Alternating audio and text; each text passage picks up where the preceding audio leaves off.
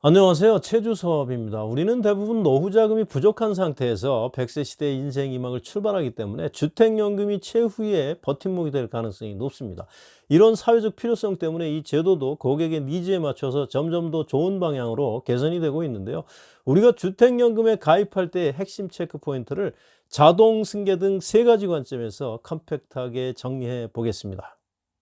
먼저 주택연금에 대한 기초 개념부터 살펴보겠습니다. 이 화면 보시면서 순서대로 따라오시면 되겠습니다. 현재 전국적으로 주택연금에 가입하고 계신 분 약 9만 명 정도 되는데요.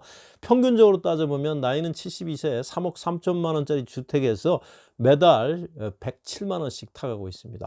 현재 살고 있는 집을 주택금융공사에 담보로 제공을 하고 그 집에 계속 살면서 국가가 보증하는 연금을 매달 수령하는 방식이고요. 가입 자격은 부부 중에 한 사람이 만 55세 이상이면서 동시에 집이 공시가 기준으로 9억 원 이하, 시가로는 약 12억 원 정도 되고요. 다주택인 경우에는 합산 가격이 9억 원 이하면 되고요. 9억을 초과하는 2주택자의 경우에는 3년 내에 1주택을 매도하는 조건으로 가입이 가능합니다. 연금을 타가는 방식은 죽을 때까지 받는 종신형, 대부분 86%가 이 방식을 선택을 하고 있고요. 또 자기가 정한 일부 기간, 확정 기간 동안 받는 방식이 있습니다. 매달 똑같은 금액을 받아가는 정액형이 있는데요. 70%가 이걸 선택을 하고 있고, 또 앞쪽으로 많이 받는 초기 증액형 3년, 5년, 7년, 10년 단위로 정할 수가 있는데요. 약 25%의 분들이 이걸 선호하고 있습니다. 또 뒷부분으로 많이 받는 정기 증가형 3년 단위로 4.5%씩 증액되도록 되어 있습니다. 그리고 앞에서 주택금융공사에 담보로 제공을 해야 된다라고 말씀을 드렸는데, 담보를 제공하는 방식은 전통적인 방식인 근저당 방식이 있고요. 2021년 6월 9일부터 시행된 신탁 방식이 있습니다. 이 두 가지 담보 방식에 대해서는 뒷부분에서 좀 상세히 설명을 드리겠습니다. 주택연금이 어떻게 굴러가는지 알기 쉽게 그림으로 설명을 드리겠습니다. 앞에서 근저당 방식과 신탁 방식이 있다고 그랬는데요. 이 두 가지가 조금 틀립니다. 먼저 여기 노란색과 빨간색 부분으로 구분을 해놨는데요. 근저당 방식은 노란색 부분만 해당된다. 그리고 신탁 방식은 플러스 빨간색 부분까지 해당된다. 이렇게 이해를 하시면 편하겠습니다. 풀어서 설명을 드리면, 먼저 가입자가 자기 주택을 주택금융공사에 담보로 제공을 하면 이걸 바탕으로 해서 주택금융공사는 은행에다가 보증서를 발급하고요. 은행은 이걸 바탕으로 해서 가입자에게 연금을 매달 지급하는, 여기 지금 노란색 삼각형 부분 이렇게 설계가 되어 있습니다.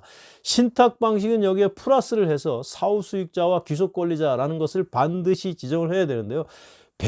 배우자가 사후 수익자인데요. 가입자가 사망했을 때 연금을 자동적으로 승계를 받게 됩니다. 그리고 귀속 권리자라고 하는 것은 이제 가입자와 배우자가 모두 사망한 경우에 자녀 재산이 있는 경우에 청산을 해서 이것을 돌려줘야 되는데, 이걸 받을 사람을 귀속 권리자라고 합니다. 공동상속인 중에서 특정인을 정하거나, 아니면 공동상속인 전체를 포괄적으로 정하거나, 아니면 상속인이 아닌 사람을 정할 수도 있습니다. 근저당 방식에서는 따로 정하지 않는데요. 민법에 의한 공동상속인이 자동으로 이것을 받게 돼 있습니다. 여기서 한 가지 특징적인 것은, 정산을 하면서 금액이 남는 경우에는 이렇게 돌려주지만 금액이 모자란 경우에는 이것을 받는 사람들이 갚을 의무가 없고 국가가 이렇게 부담하는 것으로 이렇게 유리하게 돼 있습니다.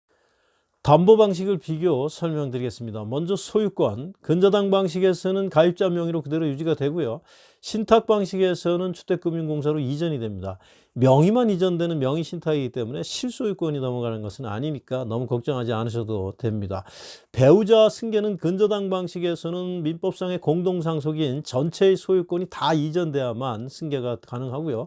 이에 반해서 신탁 방식은 소유권 이전 절차 없이 자동으로 승계가 되기 때문에 굉장히 편리합니다. 또 건물의 일부에 대해서 임대차가 가능한가, 보증금이 있는 임대차가 근저당에서는 불가능하고요. 신탁 방식에서는 가능합니다. 그리고 관련 비용들, 근저당 방식에서는 등록면허세나 지방교육세, 그리고 또 저당권 설정과 관련된 비용 포함해서 6억 원짜리 집을 기준으로 했을 때 약 130만 원 정도 이렇게 나오는데요. 1억 원당 1억 원 올라갈 때마다 약 20만 원씩 더 부담이 늘어난다, 이렇게 보시면 되는데요. 신탁 방식에서는 돈이 거의 들지 않습니다. 약 7천 원 정도 부담을 하면 되고요. 또 한 가지 주의사항은 맨 밑에 당부장 표시해 놨는데요. 재산세나 종부세 이런 또 제세 공과금 그리고 건강보험료 또 주택의 수리 수선 유지에 관련된 비용들 이거는 근저당 방식 신탁 방식 전부 다 똑같은데요. 가입자인 실소유자가 부담을 하는 거고요. 그리고 주택이 부부 공동 명의로 있을 때 배우자 승계를 하기 위해서 신탁 방식에서는 이 서로를 사후 수익자로 이렇게 반드시 지정을 해야만 됩니다. 끝으로 핵심 체크 포인트 세 가지 말씀드리겠습니다. 우선 첫 번째 배우자 부양 문제입니다. 내가 죽으면 배우자는 어떻게 사나? 이 문제에 대해서 진심으로 고민이 되신다면 앞에서 설명드린 것처럼 신탁 방식을 활용해서 연금이 자동 승계될 수 있도록 주저없이 하시면 됩니다. 두 번째 월지급 방식인데요. 앞에서 설명드린 것처럼 대부분의 사람들은 아무 생각 없이 종신형과 정액형을 선택을 하는데요. 80세가 넘게 되면 생활비가 급감하기 때문에 국민연금과 같은 공적연금 그리고 여기에 더해서 기초연금 이것만으로도 생활비를 충당을 할 수가 있게 됩니다. 그렇기 때문에 무조건 길게만 잡아들일 것이 아니라 앞쪽으로 더 많이 배치해서 삶의 질을 향상하는 것이 더 합리적이다 이렇게 생각이 되고요. 그래서 종신형보다는 확정기간형 또 정액형보다는 초기증액형으로 가입하는 것이 더 합리적이다 이렇게 생각이 됩니다. 세 번째는 주택 유동화 문제인데요. 얼마 전에 통계청에서 사회조사 결과를 발표했는데요. 젊은 사람들한테 늙으신 부모님을 누가 부양해야 된다라고 생각하느냐라고 질문을 했는데 자식들이 마땅히 부양해야 된다라고 답변한 비율이 10%대에 불과합니다. 그야말로 우리는 셀프 부양 방식으로 100세를 버텨내야 되는 그런 삶입니다. 그렇기 때문에 상속에 대한 고정관념 이것을 반드시 깨야 된다. 그래서 지금 가지고 있는 자산의 80% 이상에 해당되는 이 주택 이거를 깔고 앉아 있다가 상속할 것이 아니라 이걸 유동화해서 주거와 생활비를 동시에 안정시키는데 활용을 반드시 해야만 된다.